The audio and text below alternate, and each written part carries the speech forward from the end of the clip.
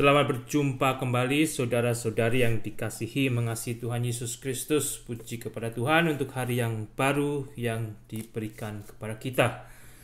Saya akan melanjutkan dari Yohanes pasal yang ke-7 mulai dengan ayat yang ke-25. Saya akan berdoa terlebih dahulu.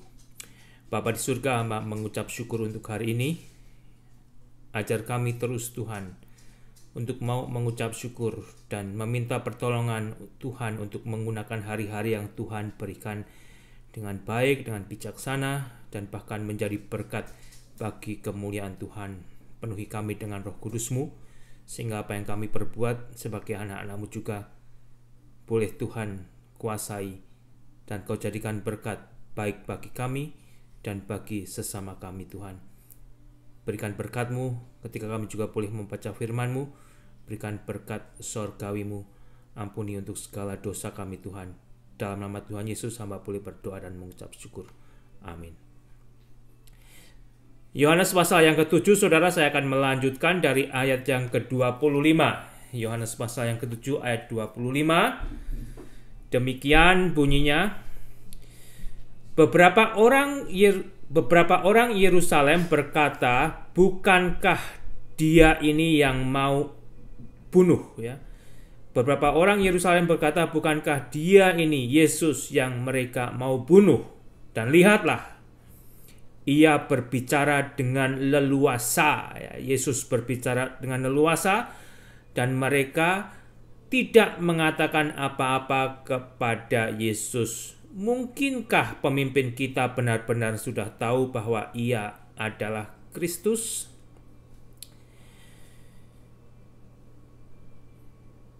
Saudara yang telah mengikuti pembacaan atau telah membaca Alkitab tahu mengapa orang-orang Yahudi, para pemimpin agama Yahudi hendak membunuh Yesus, ya.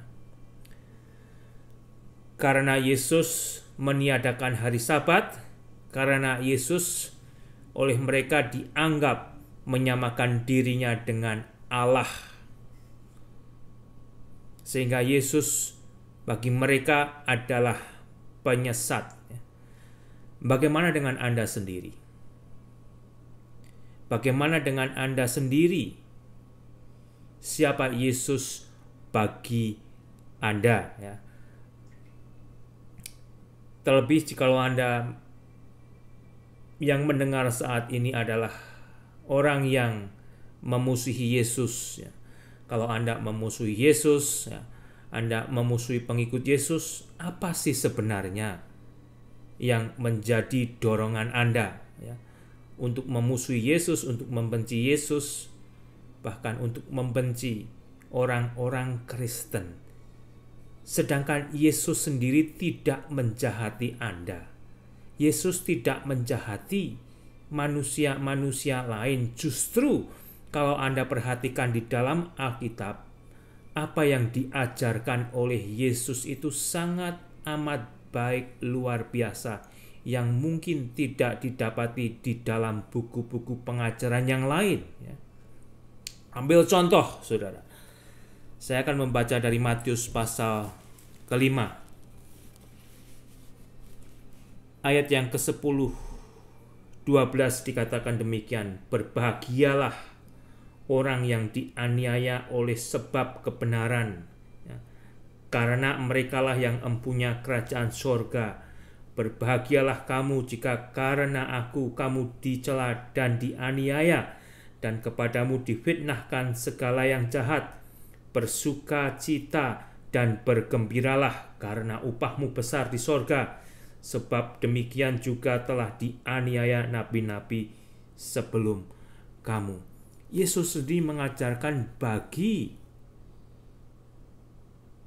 pengikut Yesus yang dianiaya oleh karena Yesus agar jangan membalas, agar jangan membalas, justru agar bersukacita dan bergembira, ya. Kalau mereka dianiaya karena kebenaran, kalau mereka dianiaya, dimusuhi karena sebagai pengikut Yesus. Di ayat 39 perhatikan. Akankah Anda temukan pengajaran yang seperti Yesus ajarkan, yang dicatat di ayat 39 di sini sampai dengan 48 ya. Tetapi aku berkata kepadamu ya, janganlah kamu melawan orang yang berbuat jahat kepadamu, melainkan siapapun yang menampar pipi kananmu, berilah juga kepadanya pipi kirimu. Dan kepada orang yang hendak mengadukan engkau karena mengingini bajumu, serahkanlah juga bajumu. Dan siapapun yang memaksa engkau berjalan sejauh 1 mil, berjalanlah bersama dia sejauh 2 mil. Berilah kepada orang yang meminta kepadamu, janganlah menolak orang yang mau meminjam daripadamu. Ini yang diajarkan oleh Yesus sendiri. Ya, yang oleh kita orang Kristen sendiri banyak kegagalan di dalam menuruti apa yang Yesus ajarkan, karena begitu indah, begitu dalam, begitu luar biasa. Sehingga mengapa Anda yang membenci Yesus? Pengajarannya itu indah, luar biasa, membawa berkat bagi manusia ya. Perhatikan selanjutnya ayat 43. Kamu telah mendengar firman, kasihilah sesamamu manusia dan bencilah musuhmu. Ya. Mungkin itu yang pernah Anda dengar. Tetapi aku berkata kepadamu. Tetapi Yesus berkata kepada pengikutnya, kepada pendengarnya, kasihilah musuhmu dan berdoalah bagi mereka yang menganiaya kamu. Ya.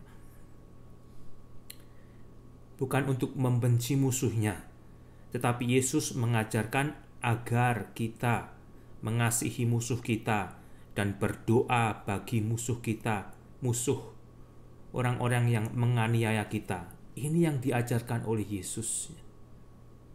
Kenapa Yesus dimusuhi? Kenapa Yesus dibenci? Kenapa masih ada orang-orang yang membenci, bahkan mau membunuh pengikut Kristus?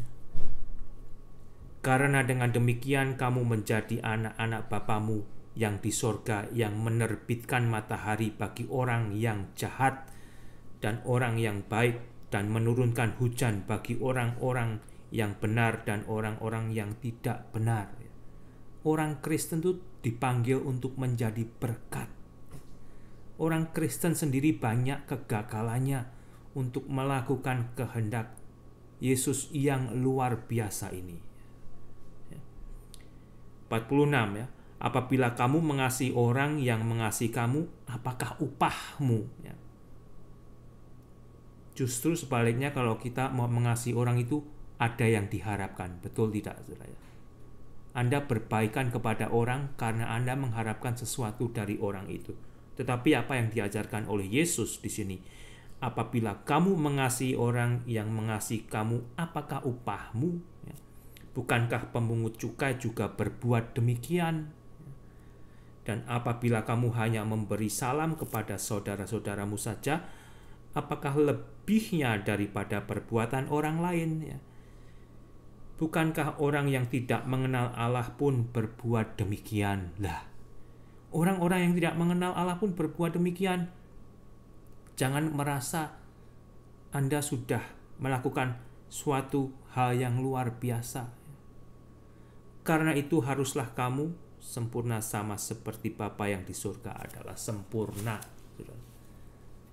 Orang Kristen sendiri gagal untuk mentaati perintah Yesus yang luar biasa, yang sempurna, yang tidak menyakiti manusia, yang menjadi berkat bagi manusia. Ya. Jadi sebagai orang Kristen sendiri, biarlah kita belajar. Jangan menganggap rendah orang lain, ya. Jangan mendiskriminasi orang lain, karena Yesus sendiri tidak mengajarkan demikian.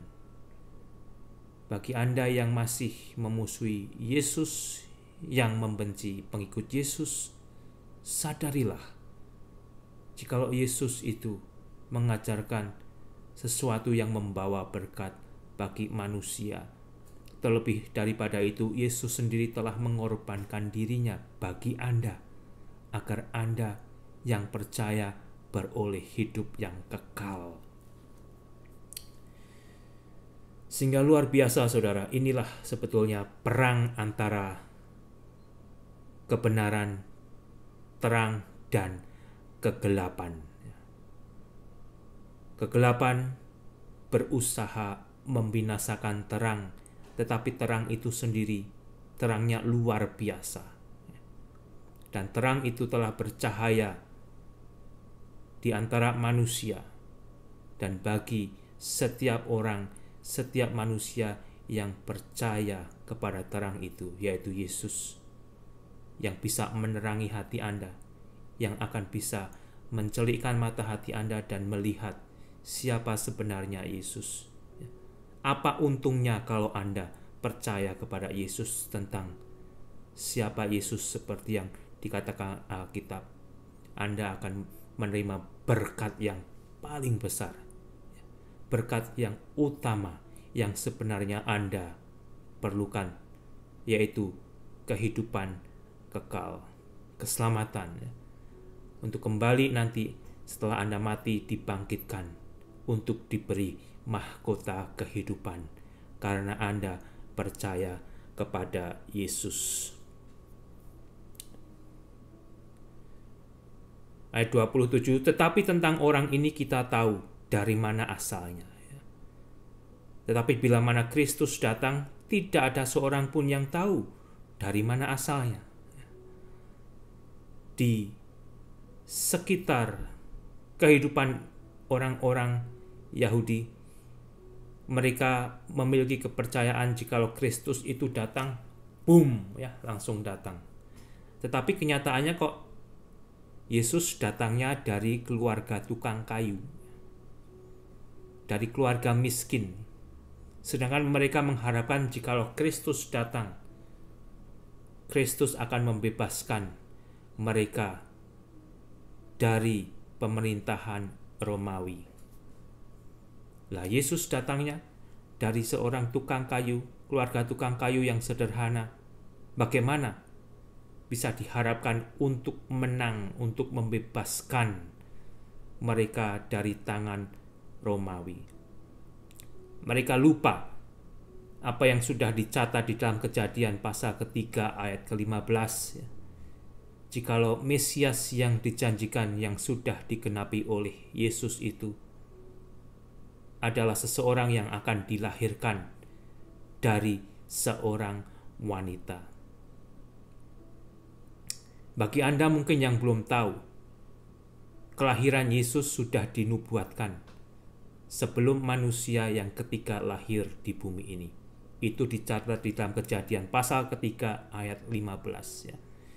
Jadi setelah Adam dan Hawa jatuh ke dalam dosa, Allah di dalam kasih-Nya telah menjanjikan kepada manusia seorang juru selamat yang dicatat di dalam Kejadian pasal 3 ayat 15. Silakan Anda lihat ke sana. Terlebih bagi Anda yang belum pernah membaca dan belum percaya. Waktu Yesus mengajar di bait Allah, Ia berseru, "Memang Aku kamu kenal dan kamu tahu dari mana asalku." Memang orang-orang itu mengenal Yesus dan dari mana asal Yesus, yaitu dari keluarga tukang kayu. Namun aku datang bukan atas kehendakku sendiri, tetapi aku diutus oleh Dia yang benar, yang tidak kamu kenal. Sehingga Yesus sendiri mengatakan sebenarnya. Kamu berkata kamu mengenal Allah, tapi kamu tidak mengenal Allah. Karena kamu tidak mengenal utusan Allah. Sedangkan Yesus telah datang karena diutus Allah. Sehingga kembali pertanyaannya, Anda yang mengaku, Anda yang mengklaim mengenal Allah, sudahkah Anda mengenal utusan Allah, yaitu Yesus sendiri? Itulah sebenarnya isi dari firman Allah ditujukan kepada anak Allah sendiri, yaitu Yesus. Kalau Anda mengenal Allah, Anda mengenal firman Allah, Anda akan bertemu dengan utusan Allah, yaitu Yesus yang menyelamatkan manusia dari dosanya. Ayat 29, Aku kenal dia sebab aku datang dari dia dan dialah yang mengutus aku. Yesus berkata, aku kenal Allah. Karena aku datangnya dari Allah dan Allah lah yang mengutus aku.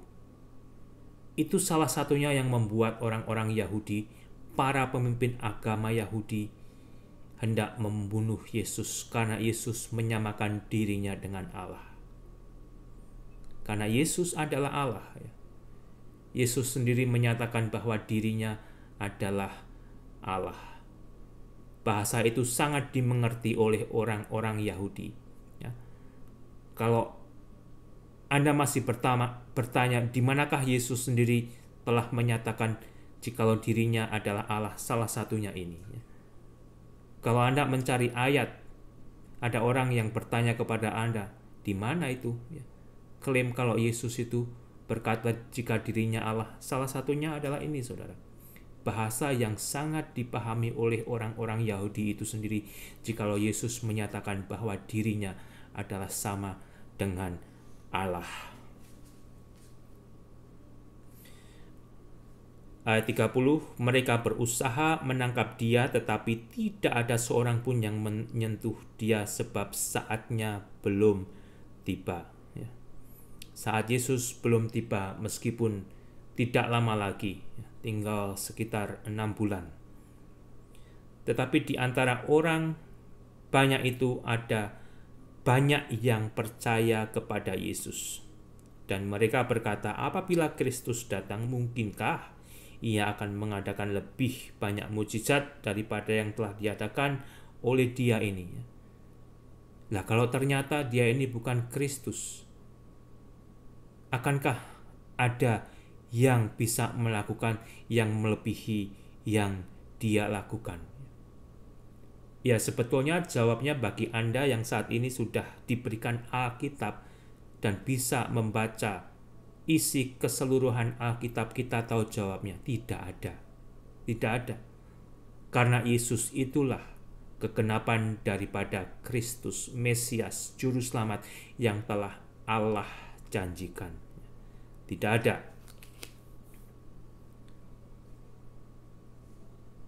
(32) Orang-orang Farisi mendengar orang banyak membisikkan hal-hal itu mengenai Yesus, dan karena itu imam-imam kepala dan orang-orang Farisi menyuruh penjaga-penjaga bait Allah untuk menangkap Yesus. Maka kata Yesus, tinggal sedikit waktu saja aku ada bersama kamu, dan sesudah itu aku akan pergi kepada Dia yang telah mengutus aku. Yesus berkata waktu dia tinggal sedikit, setelah itu dia akan pergi kepada Allah yang mengutus Yesus. Kamu akan mencari aku tetapi tidak akan bertemu dengan aku sebab kamu tidak dapat datang ke tempat di mana aku berada. Yesus berbicara tentang apa yang akan dialami kemudian, yaitu Yesus akan terangkat ke sorga, kembali ke sorga untuk duduk di sebelah kanan Allah Bapa. Orang-orang Yahudi itu berkata seorang kepada yang lain, kemanakah ia akan pergi sehingga kita tidak dapat bertemu dengan dia? Adakah maksudnya untuk pergi kepada mereka yang tinggal di perantauan di antara orang Yunani untuk mengajar orang Yunani? Mereka sendiri bingung akan perkataan Yesus, tetapi kembali, Anda yang sudah bisa membaca Alkitab secara lengkap, Anda tahu jikalau Yesus berbicara tentang peristiwa yang akan dia alami kemudian, yaitu pengangkatan. Saudara,